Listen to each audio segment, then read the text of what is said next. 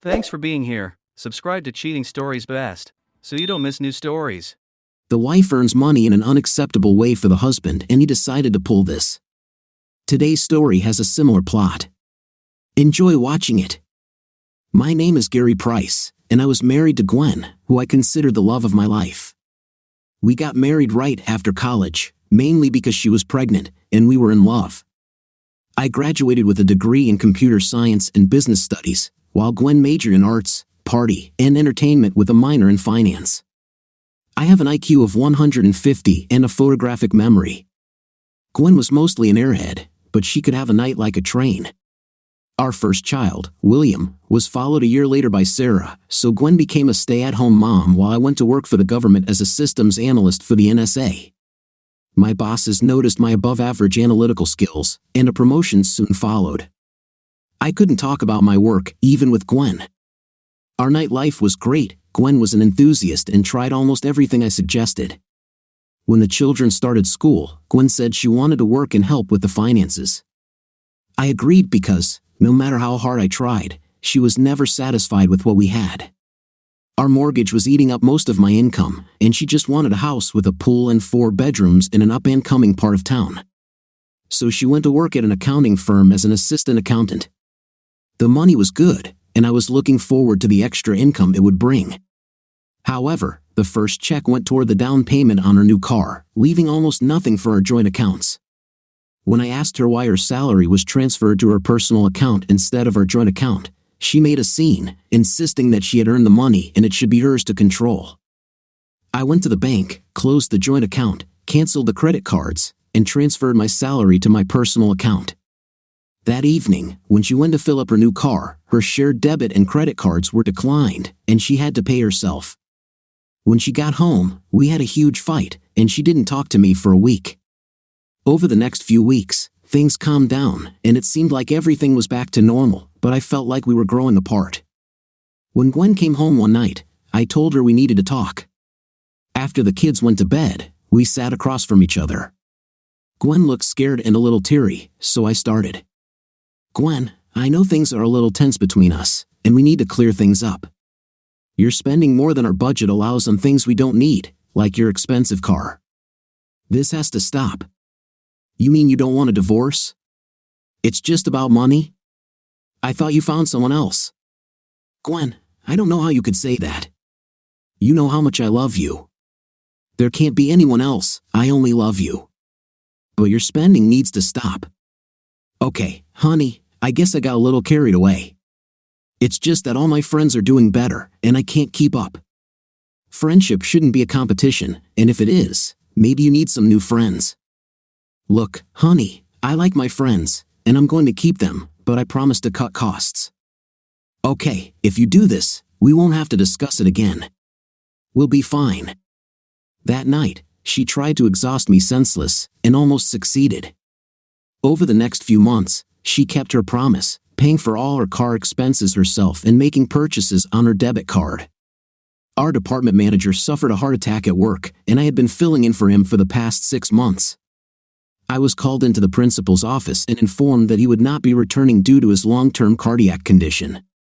I was asked if I would consider taking his place permanently. It was a big promotion and came with a significant salary increase. I, of course, gladly accepted the offer and was glad that I was paid a salary for the entire time I held the position. This also came with a one-time bonus for accepting the responsibilities. Our financial future was secure, and I could finally relax. We decided to celebrate the occasion. I told Gwen after dinner, and we decided to go on vacation later in the year. We approved vacation time with our HR departments and started planning.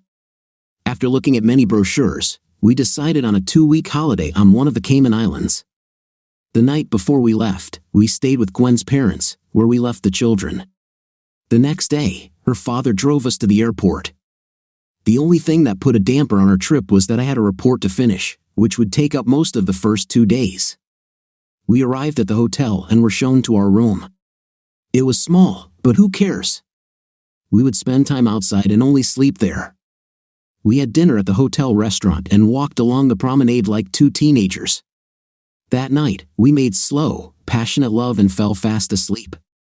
The next morning, after breakfast, we returned to the room, and I opened my laptop to start working. Gwen said she would go to the pool to sunbathe and left, agreeing to meet for lunch.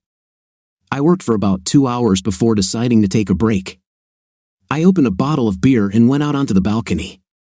When I looked down, I saw the pool below, and there was my wife lying on a sun lounger, talking to an older couple who sat next to her. She opened her tanning oil, and the woman she was talking to said something to her husband.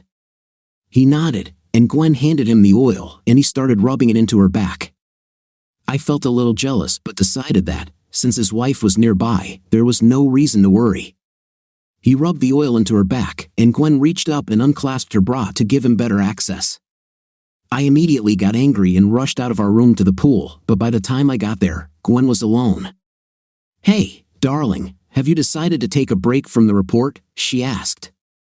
"Yes, honey." "Who were those people you were talking to?" "Oh, no one special, just an old couple on holiday, James and his wife Mary. They're staying at a nearby hotel, and the two hotels share a pool." We sat and chatted for about an hour, then went to our room to change for dinner. After lunch, Gwen returned to the pool while I continued writing my report. I took another break and looked down at the pool, where Gwen was talking to the couple again. I decided to go down and meet them. When I walked up to the pool, Gwen waved at me, and I walked over. She introduced me and mentioned that Mary had offered to go shopping with her after lunch. Gwen said she was going to change clothes, and Mary mentioned she needed to bring her morning shopping to their room, leaving James and me alone. James said he was French but grew up in England, so he didn't have an accent. We talked about this and that, and eventually, the conversation turned to women. James expressed the opinion that women could spend all day shopping and not buy anything, which I completely agreed with, and we had a laugh. He then voiced his opinion that women are shallow creatures who can be easily bribed with a few trinkets and that they cannot be trusted. I disagreed and said that Gwen was completely reliable. He laughed and said he could take her away from me by the end of the week if he wanted to. I told him he could try, but I completely trusted my wife. She would never betray me. He just laughed and said I was naive. "Every woman has her price, especially American women," he said. "They are raised to think that men are here to serve them, and American men are conditioned to give in to their women, while men from other cultures see women as temporary pleasures and keep them subservient to men." I was about to argue when James looked at his watch and said he had to go. We shook hands, and he left. I was a little concerned about Gwen spending time with people who had such views on relationships, and I decided to warn her to stay away from them. I returned to our room to finish the report, but Gwen had already left. I went back to work, and 2 hours later, I was done. I called Gwen on her cell phone, but it went straight to voicemail, so I sent her a text message. "I finished the report early. Where are you? I'll come to meet you, and we can go out to dinner." 2 hours passed before she responded, "Sorry, I forgot to turn on my phone. Had a great time shopping. Wait until you see what James bought for me. See you soon." I waited for her in the room until 7:30, and I was about to call again when she burst into the room with several designer label bags. "Where have you been? I've been waiting for you for more than 2 hours. We'll be lucky if we manage to get a table this late." "Oh yeah, you go ahead to dinner. We stopped at a restaurant on the way back, so I already ate." "Oh, great. So you just forgot about me, your stupid husband, sitting here like a spare tire?" "Sorry, I just got carried away and lost track of time. Why don't you go get something to eat, and I'll take a quick shower. When you come back, I'll show you what I bought. I think I just lost my appetite." "Show me what you bought." She took her bags to the bathroom and came out a few minutes later. To say I was shocked is an understatement. She was wearing the tiniest outfit imaginable. It had almost nothing. There was less material in it than in my handkerchief. "This is the most revealing outfit I've ever seen. What made you buy it?" I asked. She pouted and said, "Well, I like it, and James said it fits me well." I almost exploded. "What the hell? When did James see you in that?" "Don't be mad. Mary was there too. They helped me pick it out. Look what else they bought me." She returned to the bathroom and came out in a very revealing cocktail dress, cut almost to the thigh. The dress came with high heels and a sheer cape. I wasn't impressed. "I didn't just buy for myself, I have a gift for you too," she said, handing me an envelope. Inside was a deep-sea fishing ticket for tomorrow. "I know how much you love fishing. I thought you'd enjoy spending the day fishing after all your hard work." I looked at the ticket. I needed to be on the boat by 7:30 a.m. and back by 4:30 p.m., with lunch included. I thanked her for the gift, but she ruined everything again. "James and Mary invited us to go to a nightclub with them tonight, so you better get ready." "No," I said. "No, we're not going out with your new friends today or any other day. I want to spend some quality time with my wife if that's not too much trouble." "But I already told them we'd go." I tossed her the phone. "Well, you can tell them I canceled. Now put on something that doesn't show everything you've got, and we'll go dancing in the ballroom downstairs." As she started dialing, I added, "And don't invite them to join us." We changed and went downstairs, found a table, and ordered drinks. I could tell she was annoyed, but as the evening wore on, she began to enjoy herself and soften up. That night, to my surprise, she nearly killed me with intim. I set the alarm on my phone for 6 a.m. so that I would have time to eat breakfast before leaving. I enjoyed my gift and caught a few marlins, but none big enough to keep. During my lunch break, I called Gwen, and she answered on the 4th ring. "Hi, honey, how's the fishing going?" "Caught a few, but nothing special." We stopped for lunch. "Where are you?" "James and Mary took me for a walk to a small town along the coast. We're on his boat now. Mary and I are sunbathing while James steers the boat. You don't mind, right?" "Actually, I'm against it. You're spending too much time with them, and I don't like it. We need to distance ourselves from them. Look, they're my friends, and if I want to spend time with them, that's my business. We should be on vacation together to repair our relationship, or have you forgotten about that? I'm not going to argue and ruin my day now. I'll see you tonight." I returned from fishing around 5 o'clock in the evening, but the room was empty. I called Gwen, but it went to voicemail again, so I sent a text message and waited. At 8 o'clock in the evening, I received a text with an attachment. I opened it, and it was a photo of my wife in her cocktail dress in front of a nightclub. The text read, "I'm going to the club with James and Mary. You're not invited because you said you weren't going. Don't wait for me, I might not be back tonight." I went to the reception and showed them the photo, asking where the nightclub was. They gave me directions, and I called a taxi. When I got to the club, there was a long line. I tried to get through, but the bouncers picked me up and threw me into the bushes. While I was shaking off the dirt, I looked up at the roof of the club and thought I saw my wife standing on the parapet, looking at me, but I wasn't sure. I tried to call and send messages to her all night, but finally fell into a restless sleep. The next morning, I woke up and immediately tried to call Gwen, but it went to voicemail again. I left a message asking her to call back as soon as possible as I was worried. Then I sent her a text and waited. I went downstairs for lunch, but she never responded. I randomly looked into her closet and noticed several empty hangers, then opened several of her drawers, which were almost empty. When I looked at our luggage, I discovered that her roll-on suitcase was missing. I felt sick and ran to the bathroom. Why did she need to pack her things if she wasn't going to leave? Before I went to lunch, I received a text from Gwen. "Sorry you couldn't get into the club yesterday, but James bribed the security guard to keep you out. You would have just ruined my evening anyway. I'm sending this message from James' boat. We're going island hopping for a few weeks. Please don't try to find me. I need to do this. I'll be back in a few weeks, and we can continue as if nothing happened. Love you, Gwen." I was about to respond when another message arrived from James with an attachment. "I told you I could get her away from you. Now maybe you'll believe me." All it took was a few thousand, and she was back to her old self. In fact, it took a lot less time than I thought. Yesterday, we went to a jewelry store and bought her a $199,000 necklace and bracelet set. When you saw her standing on the parapet of the nightclub, I was behind her having an intimate with her. Now she's all mine. I'll give her back to you when I get tired of her, a little worn and used but still usable, unadorned of course.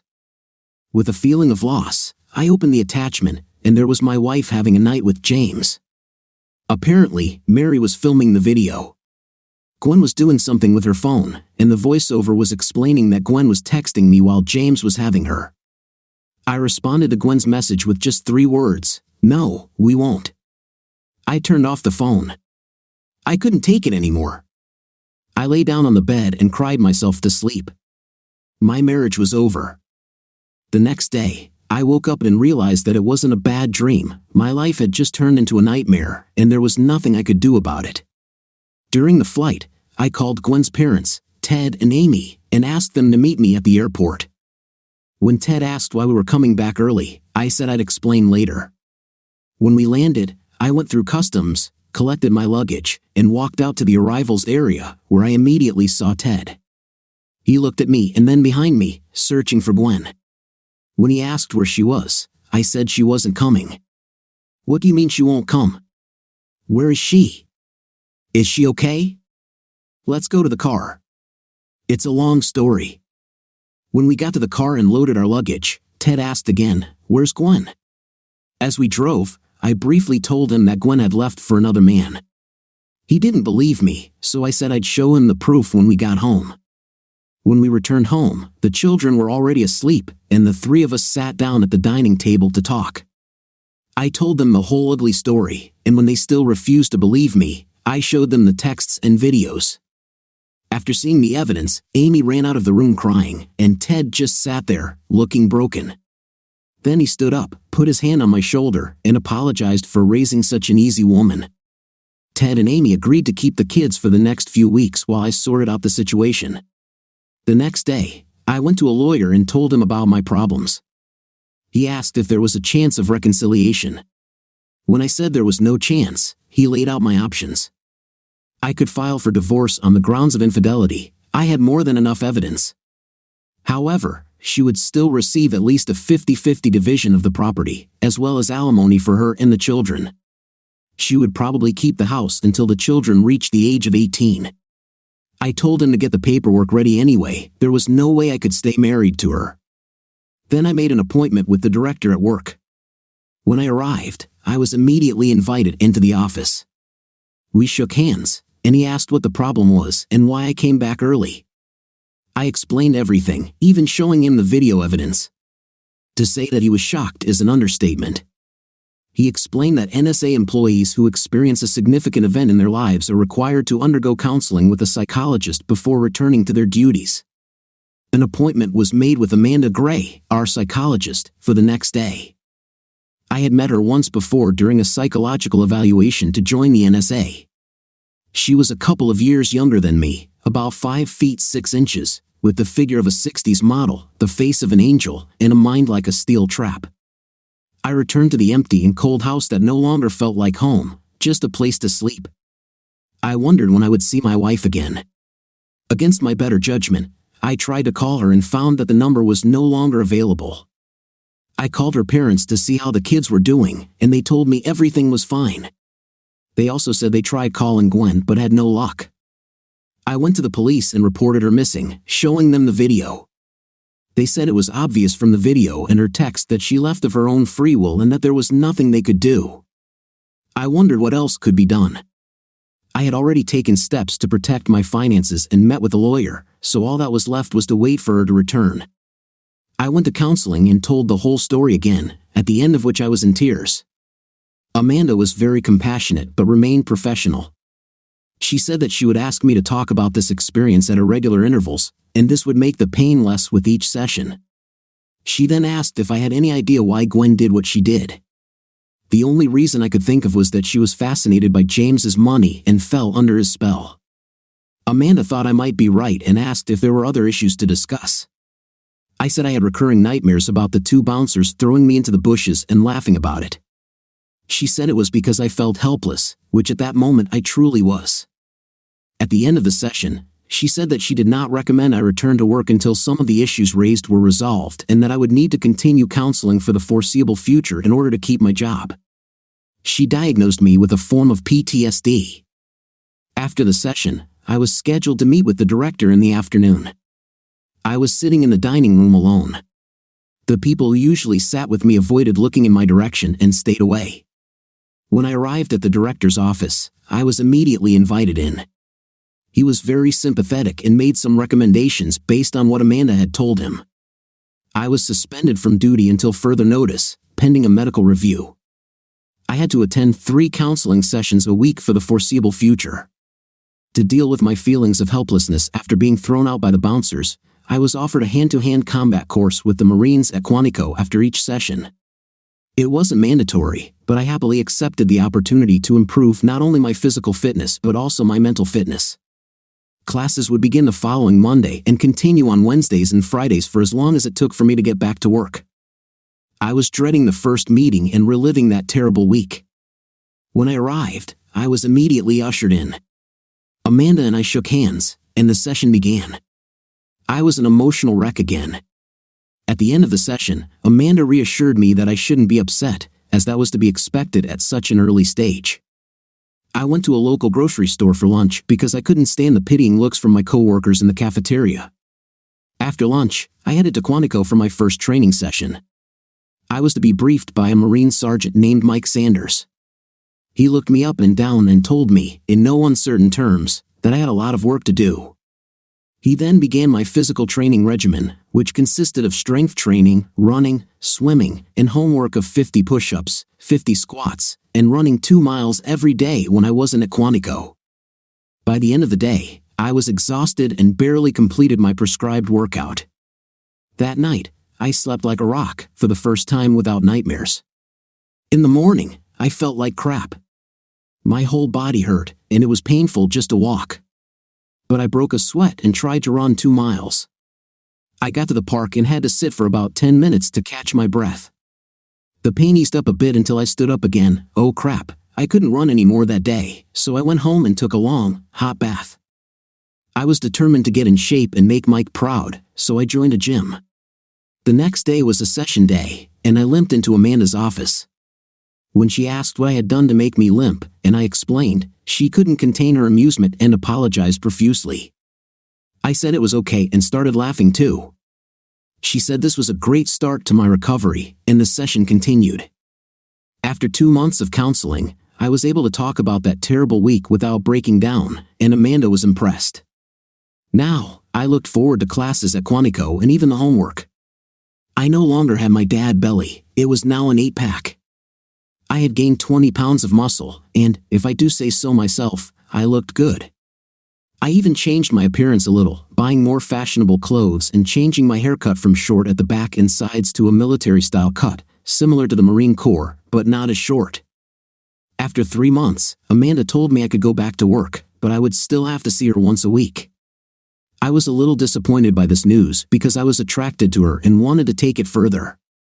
I invited her to lunch, but she declined, saying that it would be unethical to have a relationship with her patient. However, she suggested I ask again when our sessions were over. I was delighted and couldn't wait for her to announce that I was cured. I still hadn't heard from Gwen and assumed I never would.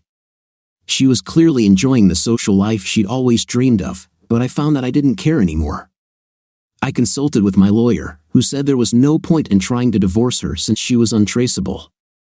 He then explained that it was in my best interest to wait until she had been gone for a year and file for divorce on the grounds of desertion, which I did.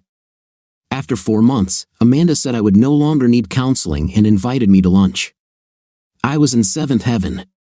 Once I resumed work, I realized that it was no longer feasible for the children to stay with their grandparents, so I hired a part-time nanny to take them to school, pick them up at the end of the day, and make them dinner. By this time, I would be home to help with homework and spend time with them. I would take them to my place on Saturday and to Gwen's parents for Sunday dinner. It became apparent that their mother's absence was affecting the children, and their grades began to decline. I went to the director, who, after I explained the situation, recommended counseling for the children. I agreed, and the principal organized it twice a week on the school grounds after hours. Amanda and I had been on a few dates, but we had never done anything more than kiss goodnight. I didn't want to ruin everything because I was starting to fall in love with her and didn't know if she felt the same until one evening when she invited me to her house to spend the night. I was in no hurry because Ted and Amy had taken the kids for the night, and tomorrow was Saturday. I visited Amanda's apartment for the first time and was impressed with how clean it was. I was browsing through her CD collection while she made us some hot chocolate. She came into the living room with 2 steaming mugs, and we sat down. "Harry, we've been dating for over a month, and you haven't even tried to get to second base. Are you still worried about your wife's desertion, or don't you find me attractive?" "No, it still hurts me when I think about what she did to me and the kids, but I don't miss her at all.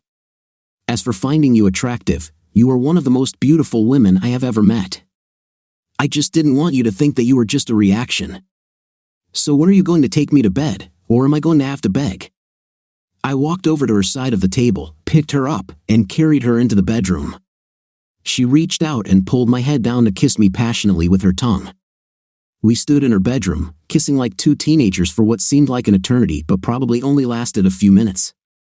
Then we made love. After we came to our senses, we took a shower, and I took her again, twice more. Then we went to bed and fell asleep almost immediately. The next morning, I woke up to the smell of cooking. I took a shower, got dressed, and went to the kitchen. Amanda was making bacon pancakes, one of my favorites. She looked at me a little shyly and said, "Breakfast is served, master." We both laughed, and I sat down. We talked about everything except what happened last night. She said that if I was going to stay the night again, we would have to go grocery shopping. I explained that I usually have lunch at Gwen's parents' on Sundays, so I would have to leave early on Sunday morning. We went shopping that day to replenish her supplies, had lunch at a cafe, and decided not to cook at home. Instead, we went to a nice seafood restaurant for lobster and salad. I then asked her to go dancing that evening, and she agreed. We spent a wonderful evening hugging each other and dancing. When we got back to her apartment, we went straight to bed, but instead of having wild intim like the night before, we made slow, passionate love. I realized that I was falling in love with her and told her. She replied that she felt the same, but we shouldn't rush. I left early the next morning, as I needed to change clothes and go to Gwen's parents' house. By the time I arrived at Gwen's parents' house, I had decided that I would tell them I was in a serious relationship. I hugged the kids, Amy, and even Ted. They asked what was wrong, and after the kids went back to playing, I explained about Amanda. I expected them to be disappointed, but instead, they hugged me again. They seemed genuinely happy that I had found someone to replace Gwen since it had been over 4 months since I had heard from her. They asked me to bring Amanda to the next Sunday lunch, and I agreed to ask her when I got home that night. After putting the kids to bed, I called Amanda and told her how my in-laws had reacted and that she had been invited to dinner.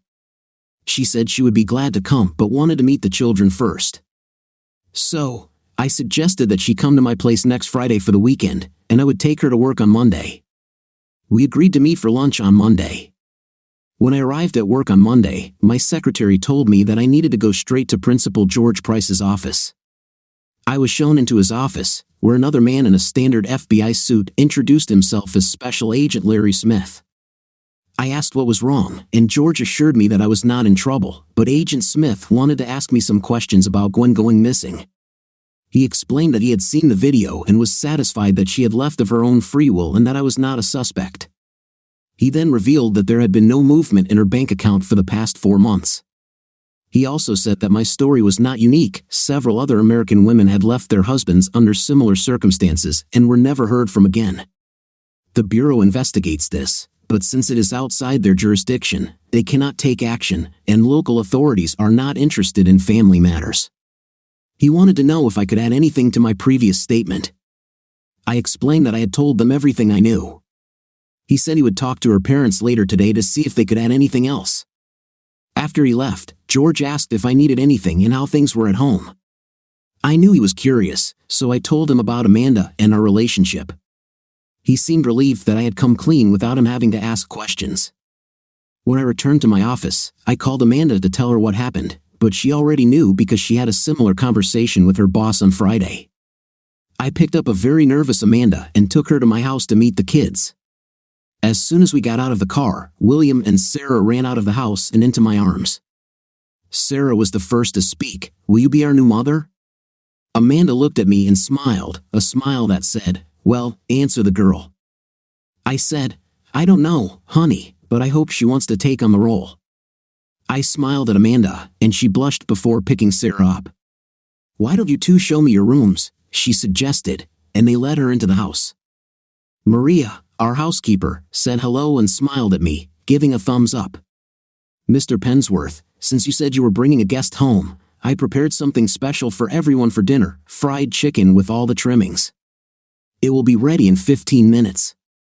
I told my husband I would be late to serve dinner and clean up. Maria, thank you for all your hard work. I am very grateful and insist that you join us for dinner." While I was setting the table, Amanda and the kids came back and told me everything about their rooms and how neat they were.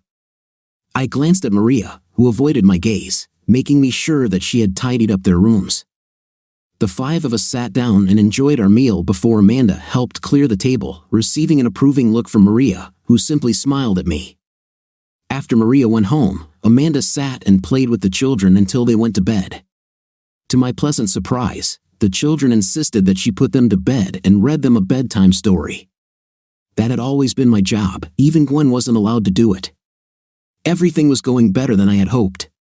When Amanda came downstairs, I was making coffee. I poured her a cup and said, "Well, that went better than I expected. Your children are absolutely adorable and so well adjusted to their circumstances." "I am in awe," she said.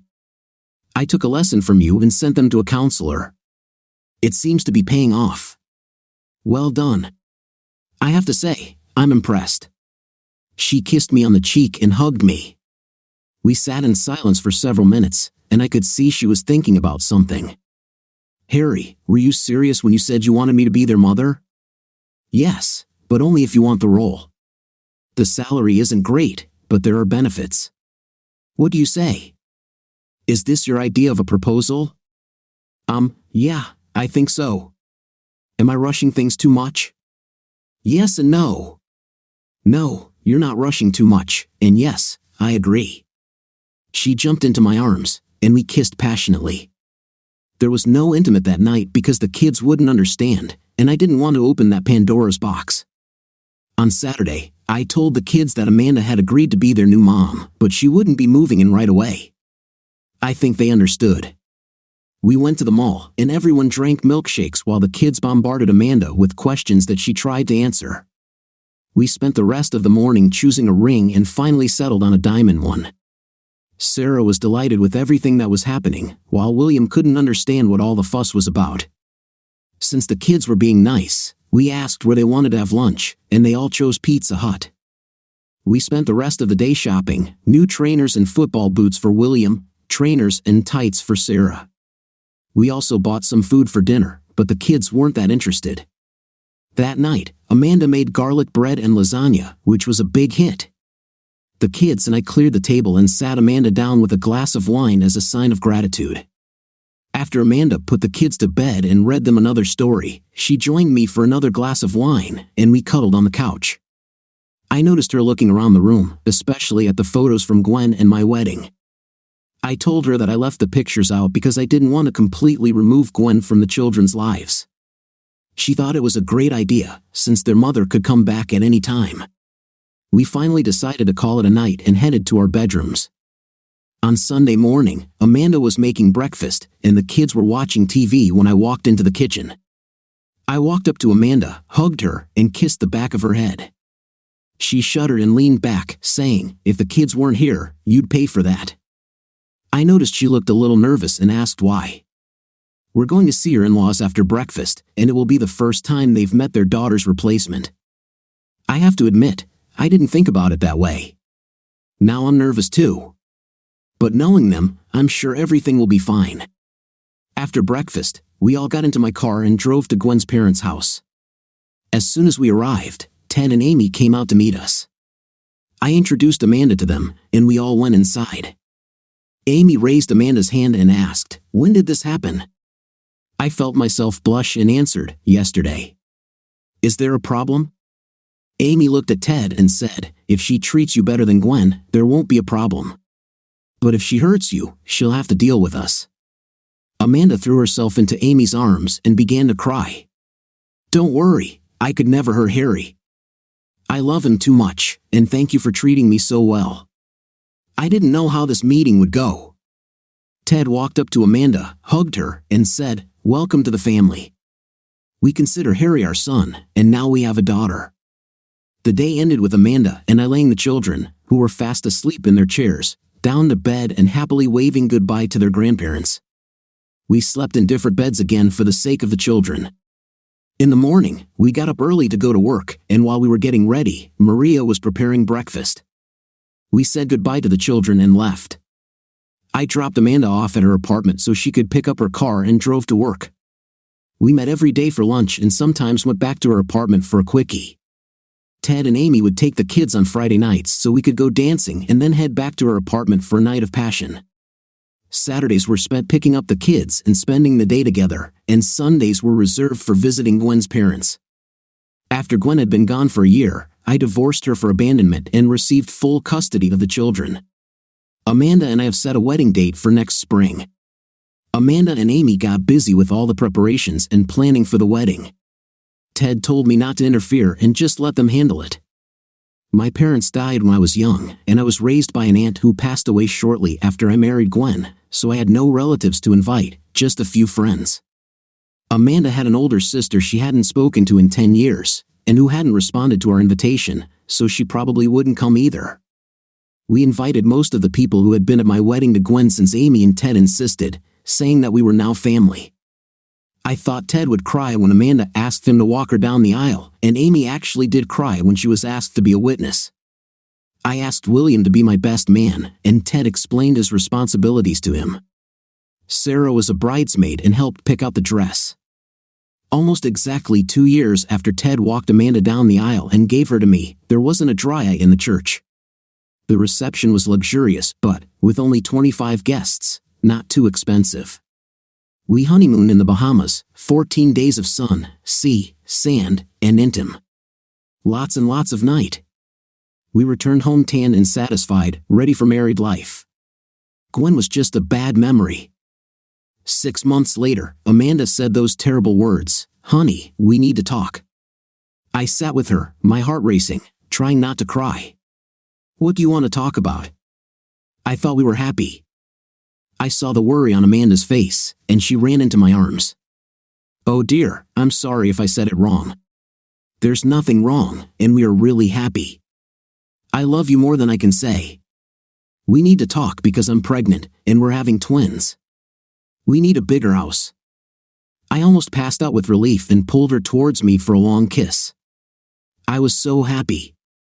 We started looking right away. We only had 7 months to find our dream home. With our combined income and 50% of the value of our existing home, we had enough funds to buy a nice 5-room house with a granny annex and a swimming pool, not far from where we lived. It was a bit of a troubled house, as it had belonged to a substance dealer and was ransacked by the FBI for his stash of money. We moved in 2 weeks before Amanda gave birth to Jason Edward Price and Wendy Amelia Price. We named our children after Gwen's parents. Of course, they were delighted. Amanda decided she wanted to be a stay-at-home mom, at least until the kids went to school. We kept Maria on to help with the workload. For the next 3 years, everything was as good as it could be, or so I thought. One morning, I arrived at work and was asked to go straight to the director's office. I was led inside, and standing next to the director was a man in what could only be described as a standard FBI suit. He was introduced as Special Agent Frank Grimes. We shook hands, and he asked me to sit down. Once seated, George poured us coffee, and when we were all settled, Frank began. "Harry, may I call you Harry?" "Sure, if I can call you Frank." "Now that that's settled, I should let you know that this interview is being recorded. Is that okay?" "As long as I get a copy, I don't see a problem with it." "Of course. First of all, let me assure you that you are not to blame for anything. The recording is for reference only. Could you tell me everything that happened up until the moment your wife sent you the last message?" I told the whole sad story again, hoping it would be the last time. When I finished, Frank handed me a photo and asked if it was Gwen. I looked at the photo, and even though she looked older and rather tired, it was definitely her. I nodded. "Yes, it's her. A little older, but definitely her." "Why?" "She is being guarded in a safe place after a rescue 3 days ago, and she's asking to meet with you." She has no right to see you, but she does have a right to see her children, and we thought it would be better if you saw her first. I understand why you don't want to see her, but she has a very convincing story about why she hasn't contacted you for the past 5 years. Gwen's story. I was so excited about our trip to the Cayman Islands that I packed and unpacked a half dozen times until I felt like I had everything right. Then, the day before leaving, Harry ruined everything by saying that he had a report to finish and it might take the first 2 days. To say that I was angry would be an understatement. When he reached out to me the night before we left, I turned away and moved to the edge of the bed. He wouldn't be getting intimate anytime soon. We arrived at the hotel, unpacked our things, and went for a walk along the beach. We went dancing that night, and I felt guilty for denying Harry intimacy the night before. When we got back to our room, we took a quick shower and went to bed, where I made up for the previous night. In the morning, we had breakfast, and Harry started working on his report while I went to sunbathe by the pool. I was lying there for about an hour when 2 people sat down next to me on the lounge chairs and started chatting. They were married. He had retired early as a millionaire and came here every year. His name was James, and hers was Mary. My back was starting to burn a little, so I took out my sunscreen. Mary told James to be a gentleman and apply the cream for me. I didn't see anything wrong with it since his wife was nearby, so I gave him the bottle. While he was rubbing the cream in, Mary asked if I had been shopping. I explained that we had just arrived, and Harry had to work for a couple of days. While we were talking, James rubbed sunscreen onto my back and asked me to unbutton my swimsuit top. I did it without thinking and continued talking to Mary. As James rubbed the cream into my back, I felt his fingers slide down my sides and touch the sides of my breasts. Instead of feeling offended, I felt a little excited and said nothing. He finished applying the cream and stood up. Mary mentioned that she needed to go back to their apartment to get her hat and asked if I would like to change and go shopping with her for the rest of the morning. I agreed, and we planned to meet at the hotel entrance in 45 minutes. I was about to return to our room when Harry came up, saying he was taking a break from writing his report. I introduced Harry to James and then went to change. I met Mary at the hotel entrance as agreed, and she called a taxi, gave the driver an address, and off we went. She said we'd have coffee first, so we went to a fancy restaurant and ordered coffee and cake. We were discussing our shopping plans when James pulled out a chair and sat down. I didn't know James would be joining us, so I was a little surprised. He ordered coffee, and we continued our conversation. After coffee, we went shopping. Mary seemed to know exactly where to go, so I just followed her. We walked into a very sophisticated boutique, and Mary and I went our separate ways to look at clothes. I don't know why I browsed because I couldn't afford anything. Mary walked up to me, followed by James, holding a mini bikini in her hand. "You should try this on, you'll look fantastic," she said. Not wanting to seem like a prude, I took it into the fitting room and put it on. I might as well have been without clothes, it barely covered my private parts, but it really did look fantastic. "Well, Gwen, let's see what you look like," Mary called. So I came out to show them. I was a little shy because I realized that James would see almost as much as my husband did when I was without anything. I stood shyly in front of James and Mary, turning around a little. James spoke up, "You look so good in this, you just have to have it. Our gift." I didn't even try to object. I hugged him and kissed him on the cheek, then went back to the dressing room to change. As I stood looking in the mirror, the door behind me opened, and James walked in. I was a little surprised that Mary let him in, but I wasn't too worried. He again said how good I looked in the bikini and then, to my utter amazement, he undid the clasp at the back. I raised my hand to stop my top from falling and looked at him in the mirror. I stood there wondering if I had imagined it, but I still felt a little excited. I quickly changed my clothes and left the fitting room. Mary stood there with James, both smiling as if they knew some secret. Walking past them, Mary said, "They're just having a little fun. Don't worry, it doesn't mean anything." We had lunch and continued shopping. I have to admit, I never thought about Harry the entire time I was with them. Over the next few hours, they insisted on buying me a very revealing cocktail dress and accessories. We stopped at a nice restaurant and had dinner, and Mary invited Harry and me to go to a club that evening. I accepted their invitation and looked forward to the evening. Mary said we needed to go back to their apartment so I could try on all my new clothes for them. On the way, Mary mentioned that we needed to buy something for Harry, and I suggested he might enjoy a day of fishing. So, James bought him a ticket for the next day. When we got back to their apartment, I went into one of the bedrooms to change into my new clothes. While I was there, I calculated how much they had spent on me, and it came to almost $4,000. I returned to the living room to show them my new outfit. They both came over and adjusted some details until they were satisfied. "You look stunning. Wait until Harry sees you in this," James said. I went back to the bedroom to change, and as I was taking off my new dress, James came in and stood watching me. I wasn't too worried since Mary was outside, and anyway, he had already seen me in a bikini, which was much more revealing than my underwear.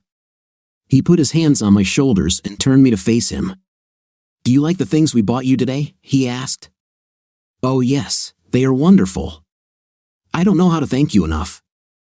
"I can think of a way, and if you thank me properly, there will be even more tomorrow," he said, then put his hands on my shoulders and pushed me down. I knew what he wanted, and I was shocked, but he had just spent a lot of money on me, and this would be his reward. I tidied myself up as best I could and followed him back to the living room. Mary stood there, and I couldn't look at her. She lifted my face and told me not to worry, it was just his little prank, and she didn't mind.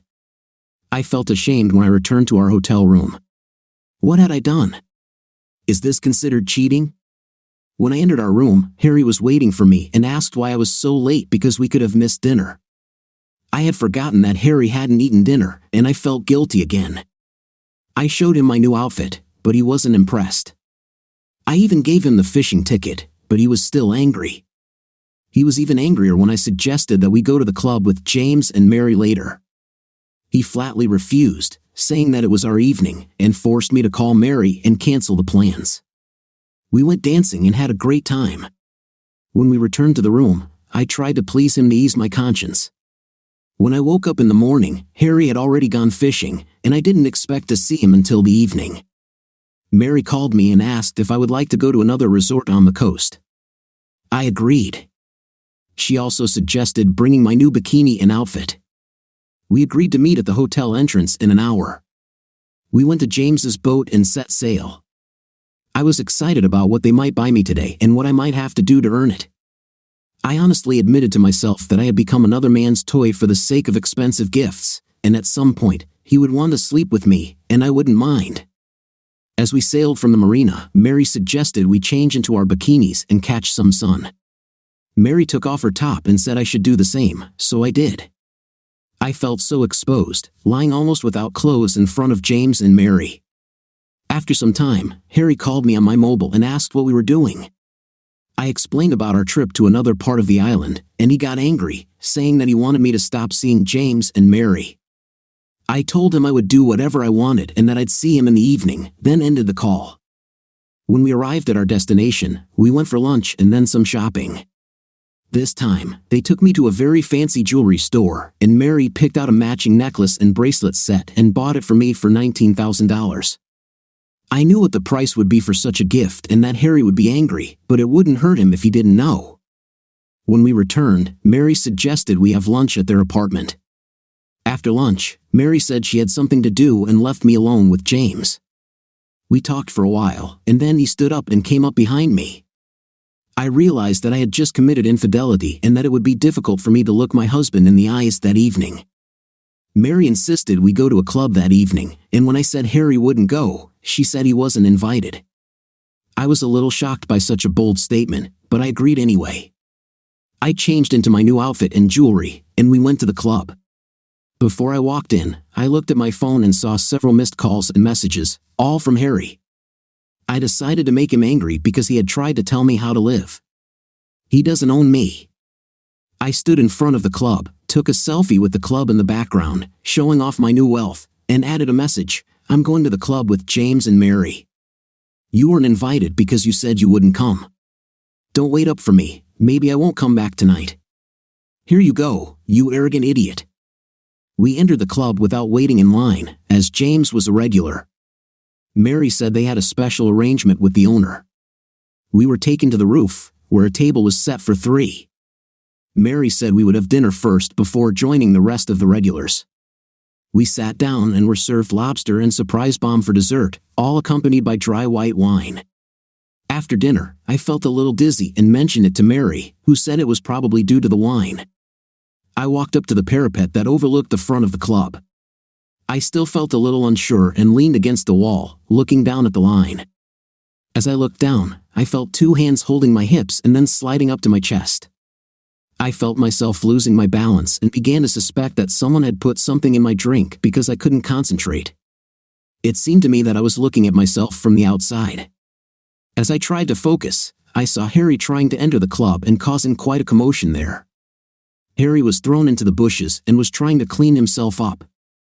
Then he looked straight at me and waved. I just ignored him and continued to have a night.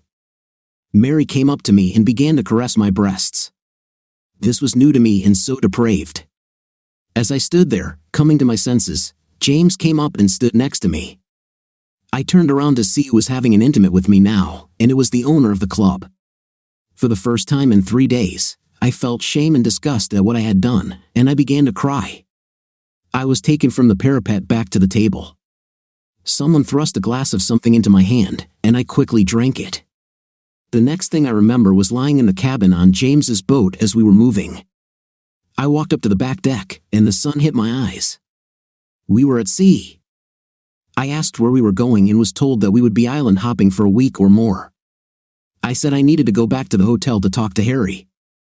Mary said that I should send him a message saying that I would be away for a week or more and that I would call him later, as we agreed last night.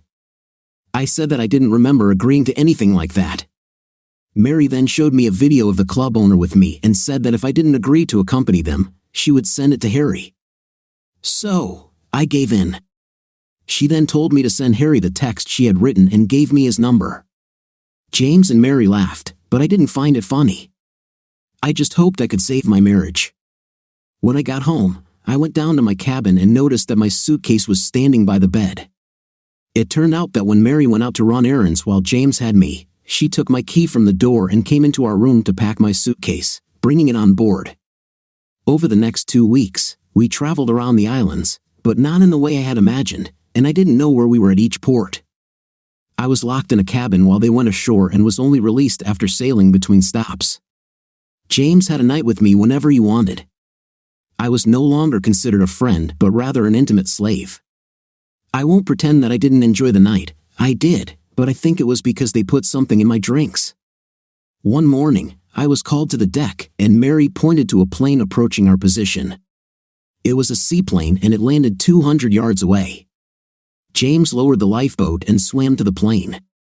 The man got into the lifeboat and they returned. When they got on board, James introduced him as Raphael, no last name, and said I should call him Raph. Mary got the drinks ready, and we sat in the stern, watching James and Raph talk. About half an hour later, they came to us. James looked happy, and Raph looked at me like a dog looks at a piece of meat, which made me nervous. Mary told Raph he could take me and use their bedroom. I was too shocked to protest when Raph took my hand and led me. When we entered the bedroom, he ordered me to undress. When I refused, he hit me in the face and I fell to the floor. He picked me up and ordered me to take off my clothes again, and I obeyed. Then he told me, "Now you belong to me. I paid James $200,000 for you, and you will quickly earn that money back. Now pretend you're making love to me like your life depends on it, because it does.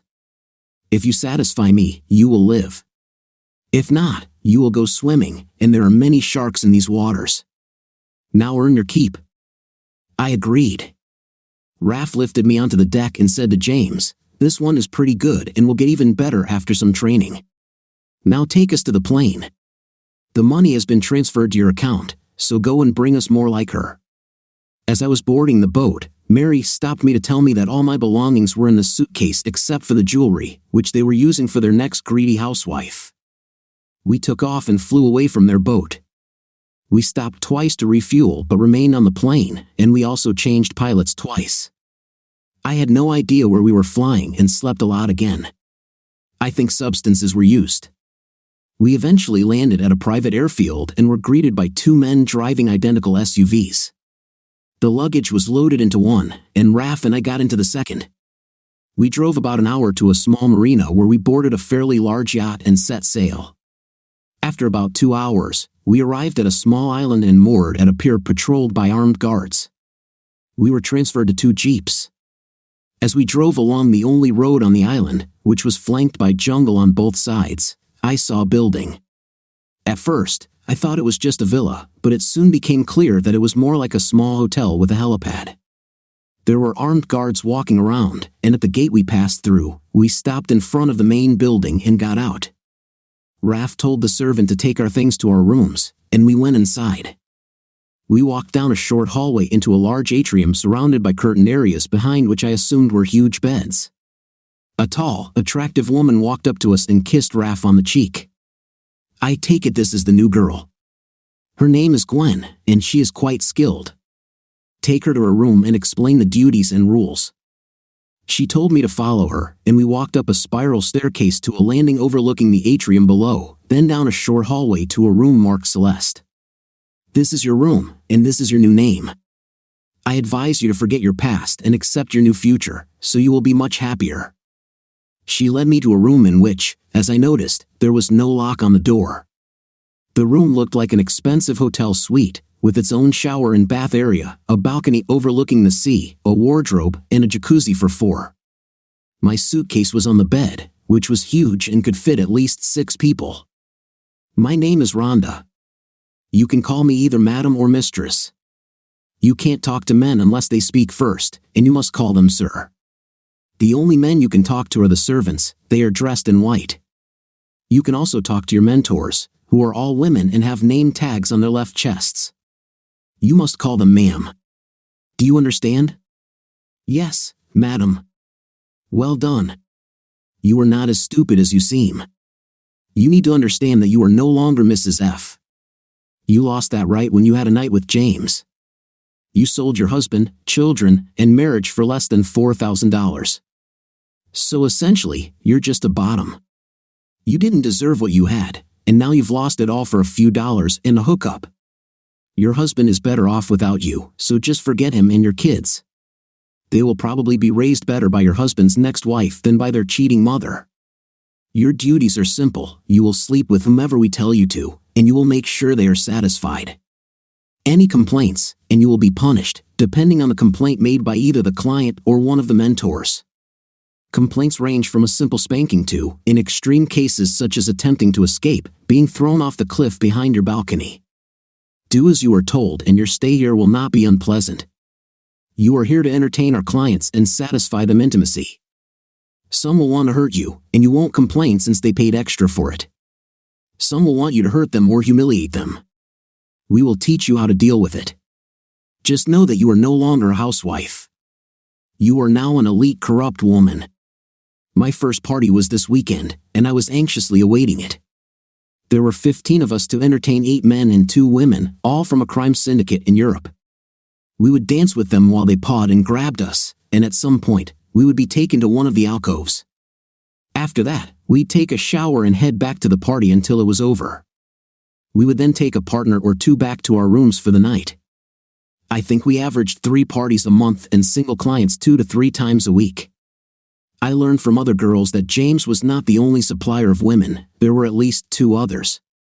The 3 girls I spoke to were set up by Mary and James, each captured in the same way as me. All 3 were lured by gifts of clothing and jewelry and enticed away from their husbands on vacation. I had been in this house of debauchery for almost 5 years, and this weekend was going to be one of the cartel parties. At the last 2 meetings, a particularly nasty cartel bar boss, Sanchez, asked me to be his only companion for the entire weekend. The last time I entertained him, he gave me 2 gifts. One was 2 broken ribs, and I spent a week in the infirmary, and the second was antibiotic treatment. Rhonda informed me that he asked for me again, and I had to satisfy him in every way. The first night, he shared me with one of the other girls, and it wasn't too bad, but the next morning, Rhonda informed me that I had to pack all my things because he bought me for $200,000 and I had to leave the next morning.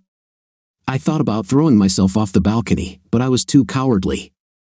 I told one of the girls, who had become my friend, what was going to happen, and she burst into tears. I asked why she was crying, and she said that Sanchez bought other girls but only kept them for a few months. I asked what happened to them, and she said that one of his guards told her that when he got tired of them, he sold them to a brothel in Mexico. That night, when we went to bed, he told me that I belonged to him now and that I would be a very busy woman. I lay in his arms until he started snoring. Then I moved as far away from him as possible and started crying. Oh, why did I leave my perfect life and give in to greed and selfishness? I hoped that I could return to my loving husband and children. As I lay there brooding and feeling sorry for myself, I heard what sounded like gunshots. I sat up in bed and listened more carefully. There they were again, along with a lot of screaming and stamping of feet. Sanchez jumped out of bed and ran to his clothes, looking for his gun. At that moment, the door swung open and two figures dressed in black entered the room. One of them inserted a needle into Sanchez's arm and pushed him to the floor, tying his hands and feet. The second figure shouted clear and put a red sticker on the door. Then they came up to me, tied my hands, and told me to stay put. I sat there scared. Then a man came in and asked me who I was. I briefly explained, and he left. Later, a woman in uniform came to me, took off my ties, and told me to get dressed. She then took me downstairs where the other girls were standing. Rhonda was also standing with the girls, so I walked up to her and punched her in the face. One of our rescuers pulled me away. She doesn't belong to us, she's one of our invaders, the woman said. The woman asked if we were sure, and when we all screamed yes, Rhonda was tied up and taken away. After interrogation in England, I was sent to the United States and underwent another interrogation at FBI headquarters. This is where I am now. I was told that my ex-husband has remarried and his wife is raising my children. I asked to meet with him and my children and am waiting for an answer, which brings us back to my interview with Special Agent Frank Grimes. Frank then told me Gwen's story. It was sad, and I did feel a little sympathy for her, but in the end, it was her fault, in my opinion. She got what she deserved, but we both needed to close this chapter, so I agreed to meet with her. Okay, I'll meet her, but I don't think it will change anything. As for meeting the children, we'll see. I was led into an empty office where Gwen was waiting. I could see she was nervous, so I started talking. Hi, Gwen, how are you? Hi, Harry. Long time no see. You look good. Changed your hairstyle, it suits you very well. As for me, it's been better. Has Frank told you anything about the last 5 years of my life? Yeah, bad luck. But you brought this on yourself. So what are you going to do now? I don't know yet. I don't have money or housing. I was temporarily accommodated in a hotel. I'll probably have to ask my parents to shelter me. Your mom won't mind, but I'm not sure about your dad. He was really mad at you for what you did. I understand him. When I think about what I did, I can't believe it. I'm so ashamed. I even thought about committing suicide, but I couldn't find the courage. I know you'll never forgive me, and I'm not asking for it, but for the sake of the kids, can we at least be friends? Let's not rush. Let's see. As for the children, your parents and I left pictures of you in prominent places so that they would remember you. It may still be a shock to them, and I intend to consult with professionals on how best to introduce you into their lives. I hope you understand that a lot has changed during your absence. They now have a brother and a sister. So I was told. You still live in the same house? No, it was too small. We had to sell the old house and take out a mortgage on a bigger one. Oh yes, by the way, you were not without funds. I gave your father half of the capital so that he could save it for you in case you returned. You have always been a good person. I don't know what made me treat you so badly. I just want to make it up to you and the children. I know we had some hard times, but if you would just be patient, things would get better. I've been promoted twice in the last 5 years and I'm now deputy director of the NSA with a 6-figure salary. Anyway, I have things to do. I'll talk to your parents this evening and give them the latest news. I'll let Frank know how it goes, and you can move on. Is there anything else you wanted to say? Is that all? We've been married for 6 years, and that's it? I made one small mistake for which I paid dearly, and you just threw everything away. You're a creep. I deserve better than this crap. You owe me. Okay, I was hoping we could be civil, but let's look at it from my point of view. We go on vacation to try to repair our failing marriage, and 2 days later you abandon me, the kids, and our marriage. You leave with a couple of perverts and say you'll be back in a few weeks. You ruined our marriage the first time you pleasured him on the second day. How did I know about this? He sent me details and a video of you having an intimate with him and his wife. So don't talk to me about high moral principles when your own house is full of crap. You behaved like a corrupt woman, and you turned out to be one. You deserve it. Look at my lips, I don't owe you anything. You're just a lying cheat, and I'm glad you're no longer in my life. With those words, I left her in tears. I couldn't do much work that day, so I left early, which was a very rare occurrence. I called Amanda and told her I'd be home early. She immediately realized that something was wrong and asked what happened. I told her there was nothing to worry about and that I would tell her everything when the children went to bed. After dinner, when the children went to bed, we sat down and I told her everything. She sat for a while, thinking. You need to talk to Ted and Amy and figure out how to arrange a meeting with the kids. I know, but I really don't want her to have anything to do with the children. I'm afraid she'll be a bad example. She won't even admit that she was at fault and thinks she can just come back into our lives as if nothing happened. Why couldn't she have done the honorable thing and just died, doing us all a favor? I know you don't think so. You're just mad at her for coming back. From what you've told me, she's been through some very difficult times over the past 5 years and needs counseling, just like you. Now go to Ted and Amy and tell them everything. So I called Ted and told him I was on my way to see them and needed to talk. I arrived at Ted and Amy's about 20 minutes later and was greeted by 2 very excited people. I quickly reassured them, saying that everything was fine and happy with us. We went to the kitchen, and Amy made coffee.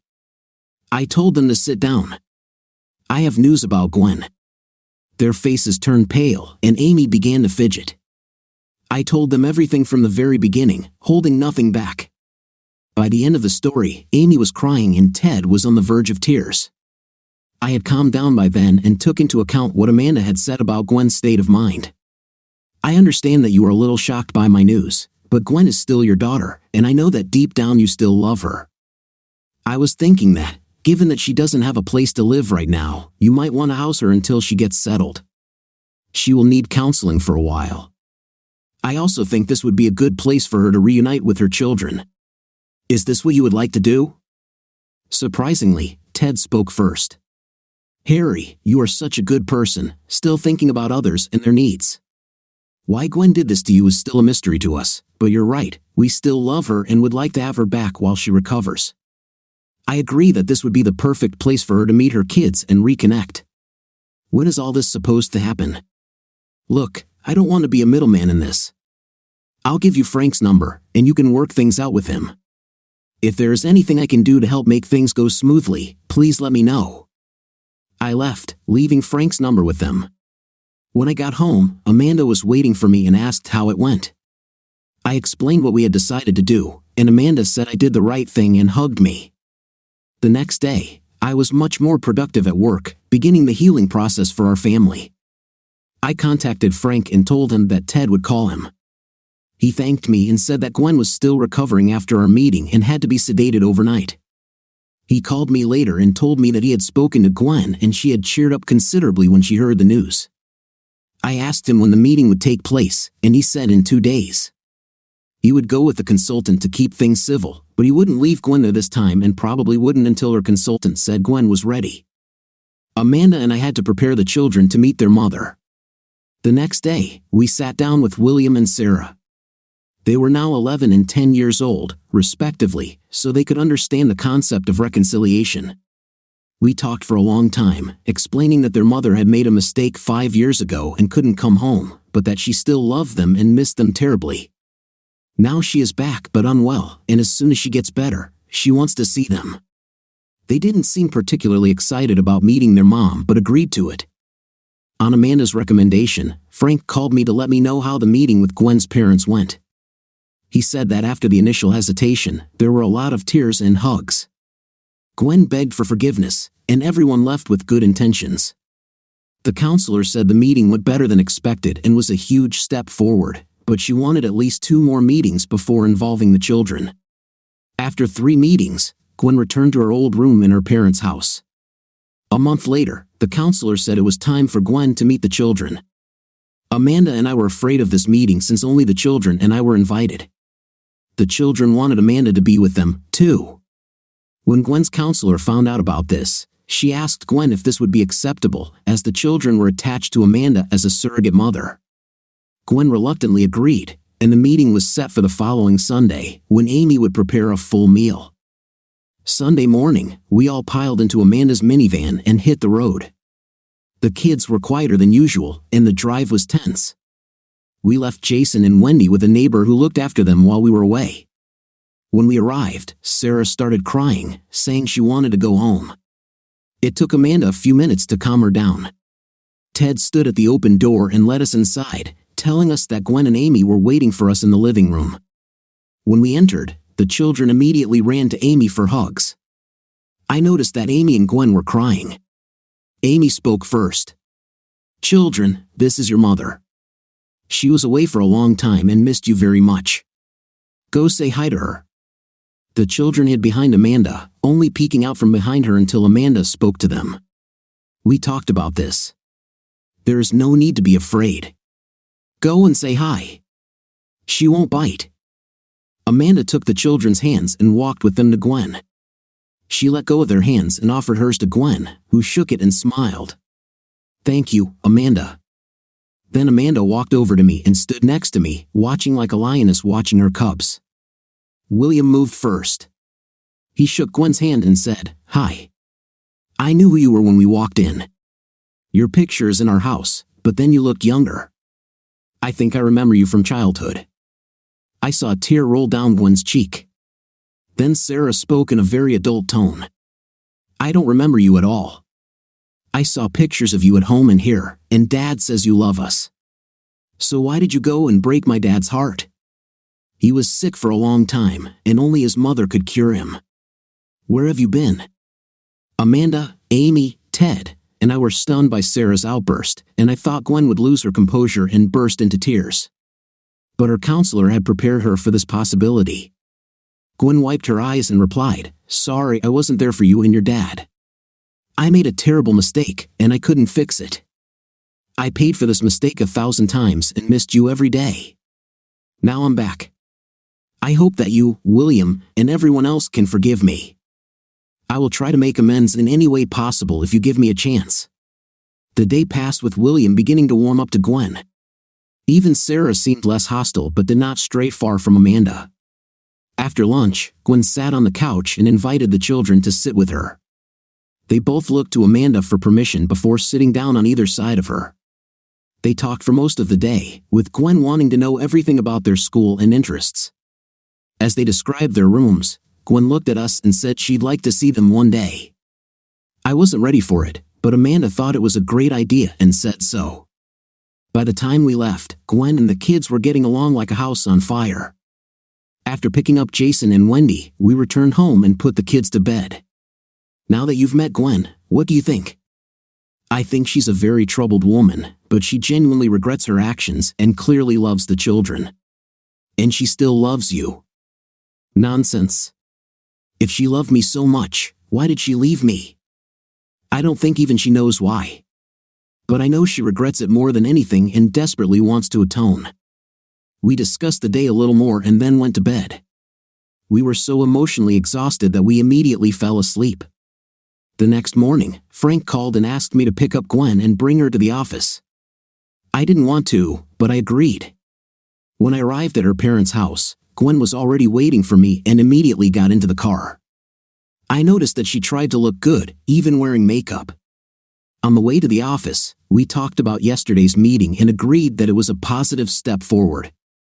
When we arrived at the office, I was told to go to the war room. I took Gwen down to the basement, where she was checked in, and they let us in. Frank and my director were waiting for us. The director asked Gwen to sign a non-disclosure form and explained, "I invited you both here today because Amanda and Gwen's counselor think you both need to close this chapter after everything you've been through." First of all, let me explain. Your rescue was a byproduct of our and the British joint operation to capture the heads of the cartels at their annual conference. The operation was successful and will significantly disrupt the supply of substances due to the vacuum caused by their capture.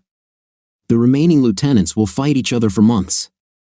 In addition, we are engaged in dismantling human trafficking networks and their suppliers, like those two you were unlucky enough to meet, James and Mary.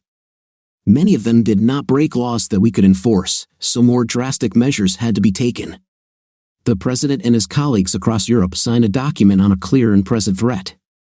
This means that we can take appropriate action without legal procedures. I hope this gives you the closure you need. He then pointed to the screen in front of us. It showed a large motor vessel sailing somewhere in the Caribbean Sea, which I recognized as belonging to James and Mary. He explained that before they left the port, Navy Special Forces attached an explosive device to its hull, and we watched this through the NSA satellite. He handed us a black box the size of a cell phone. We both understood what it was. I took the device from him and handed it to Gwen. You suffered the most because of them. Honor it if you want. She took the box, thanked me, and pressed the button. The effect was catastrophic. The boat simply broke into pieces, with parts flying hundreds of feet into the air. I looked at Gwen and could almost see a weight lift off her shoulders. It was the same for me, closure at last. We thanked the director and Frank and left the office. I was given the rest of the day off, so I took Gwen out to lunch. This was the first time we spoke alone in 5 years. We ordered lunch and began an awkward conversation about where to go next. Gwen wanted us all to be friends. I wasn't sure, but I said I'd think about it.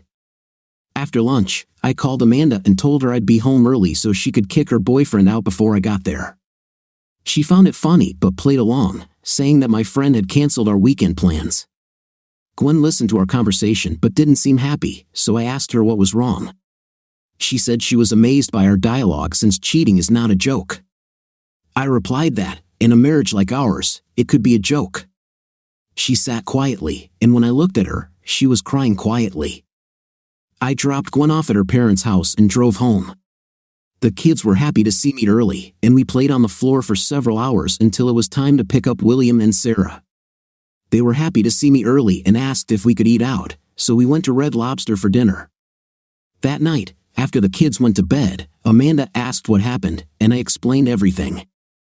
I even said how I felt like a weight had been lifted off our shoulders. Amanda seemed pleased and explained that we had finally closed this chapter and that things would be better with Gwen. A couple of weeks later, Amanda suggested inviting Gwen and her parents over for Sunday dinner since Jason and Wendy hadn't seen their grandparents in a while and it was time for Gwen to meet our children. I reluctantly agreed, and the invitation was made and accepted. The day went without a hitch. All 4 children seemed to get along with Gwen. William even called her mom a couple of times. The first time it happened, the room went quiet, and Gwen looked at Amanda, who simply smiled and gave her a thumbs up. Sarah was still a little distant with Gwen, and when Amanda asked her why, Sarah surprised us all by saying, "If I call her mom and start loving her again, what will happen if she leaves us again?" I looked at Sarah and saw tears rolling down her face. I think they were years of shame. Amanda came to the rescue, saying that it was a long time ago, and her mother had learned a lot since then and would never do that again. She then did the typical Amanda thing. She walked up to Gwen, hugged her, and said, "Welcome to the family."